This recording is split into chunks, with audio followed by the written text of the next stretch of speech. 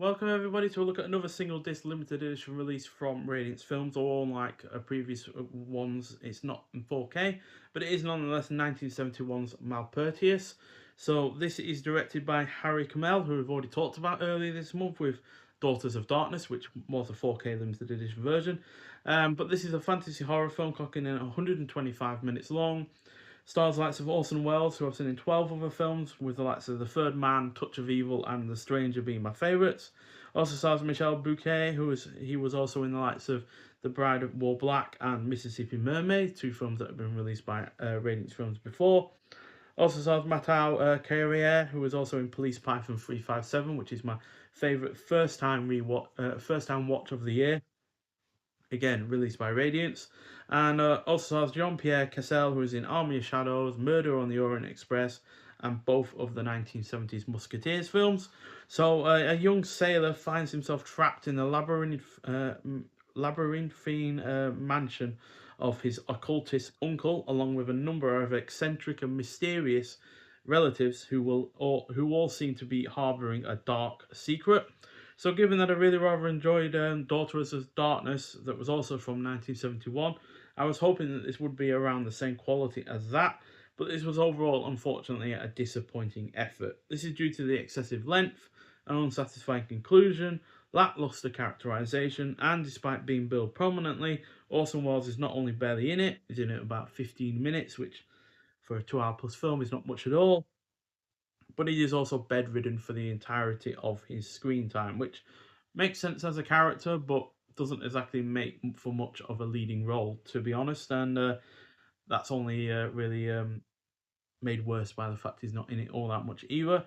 Would have stood to have had perhaps some flashbacks with him, actually before he was in a bedridden state as a character, but we don't get any of that, unfortunately. That said, the cast is good.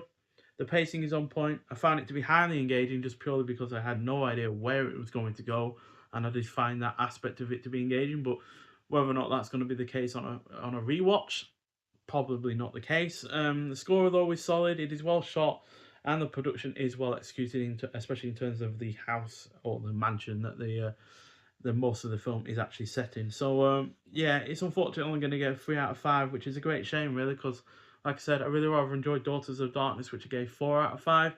Did have my issues with that, no doubt about that, but it was overall a far more satisfying and better, well executed film, which is just not the case with this release whatsoever, unfortunately.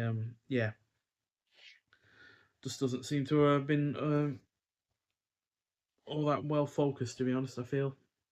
So yeah, but nice hard box artwork. There's Orson Welles in his bedridden state. Yeah, nice art box with nice new artwork on it. We get a booklet with this release as well, which again has good artwork on it, which have been taken from the film, in fact. And then inside the booklet, we get cast and crew. We get The French Connection from 2025 by Lucas Balbo. The Trickster's Maze from 2025 by Maria J. Perez Curvo. Get Post-War European Horror and the Labyrinth of Malpertuis from 2025 by Willow Caitlin McClay. Malpertuis and the Golden Age of Transcendental Horror from 2025 by David Flint. From Heart House to Doom House, Harry Kamel's short films from 2025 by Jonathan Owen, and then transfer notes and credits. So, yeah, like I said, it just feels an overall disappointment.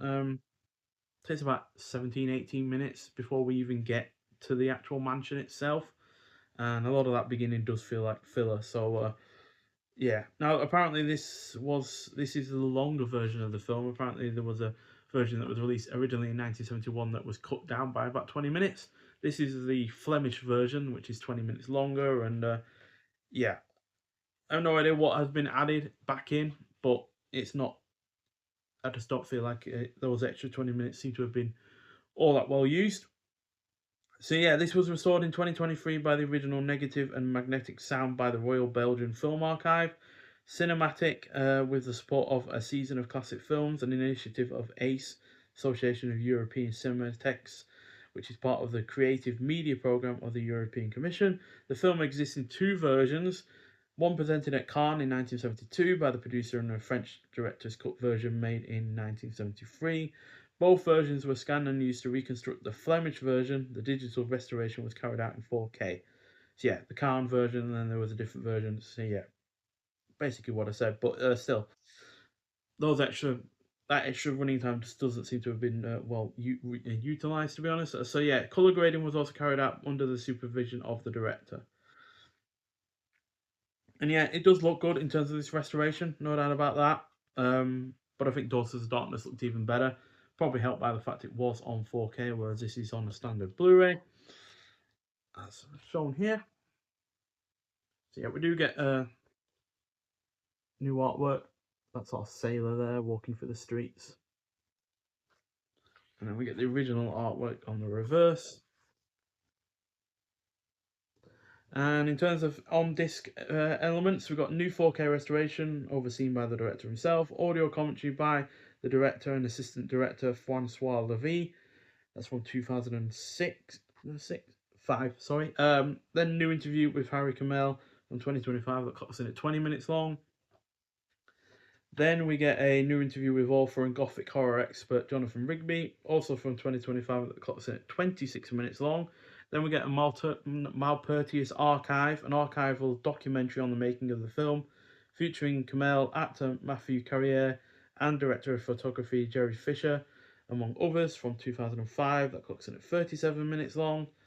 Then we've got Orson Welles Uncut, a featurette on the casting of Welles, including rare outtakes of the actor, also from 2005.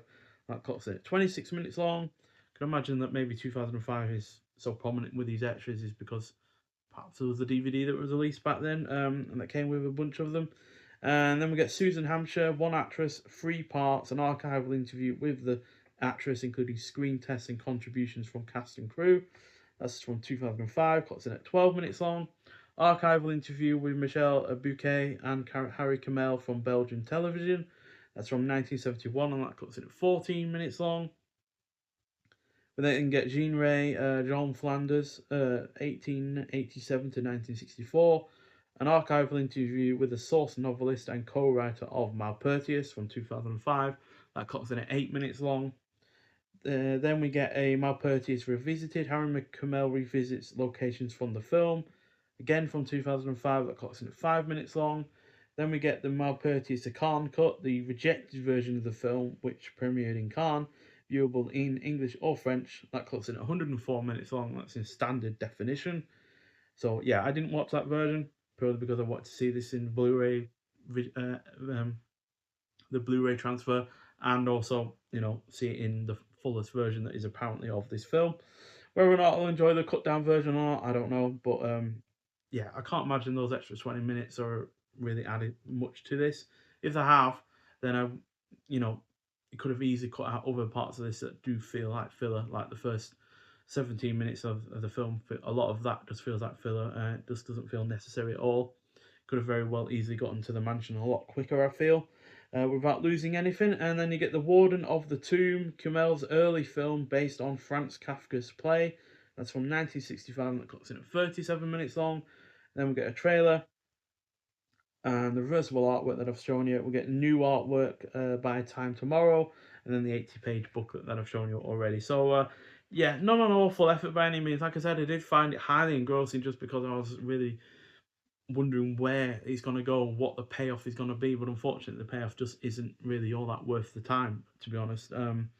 Yeah, and I think Daughters of Darkness was actually shorter than this, whereas that did have a good payoff, much better payoff in fact, in terms of characters and what actually happens in the film. So yeah, overall a disappointment, to be honest, and this is probably going to be one that I am going to sell on.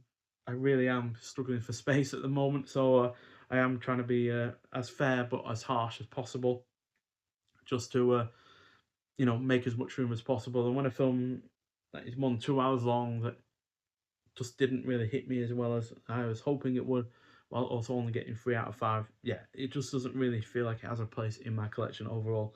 And that's a fine thing. People's collections always change over time, or change quickly, or you just don't feel like a film fits your collection overall, and there's nothing wrong with that, I feel. And at the end of the day, I do have the membership that is running until December.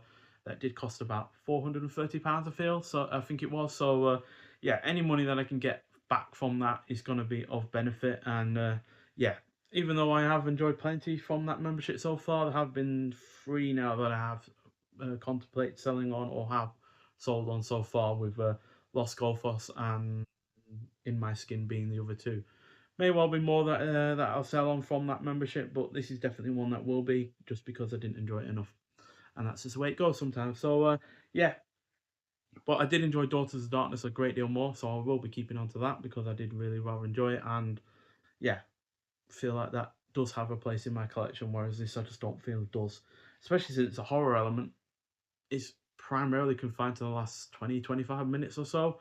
For the most part, it is yeah, more fantasy, more atmospheric, and even though that's worthwhile, it just doesn't really have any payoff to it that makes it worth your time, I felt. So yeah, but I'm sure there are plenty of people out there that are more than happy to have this film finally on Blu-ray, which is great for them. I'm happy for them that that has become the case, especially when you got such a nice limited edition like this. You know, you got really nice box artwork and hard box as well, and you get this really nice thick booklet as well going with it.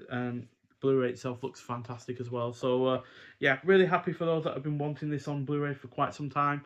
I imagine the 2005 extras were from a DVD back then, so for all I know, that's all anyone has had up until now. So yeah, and also you also get 2 different versions of the film as well. So yeah, for fans of the film, I'm sure it's a great addition. But yeah, I just didn't enjoy it enough to really yeah, feel like I need to keep all of it. So yeah, it will be going up on my eBay page at some point. But nonetheless, thank you for watching. If you have seen this film before, I'd like to hear your thoughts on it, and I'll see you in the next one.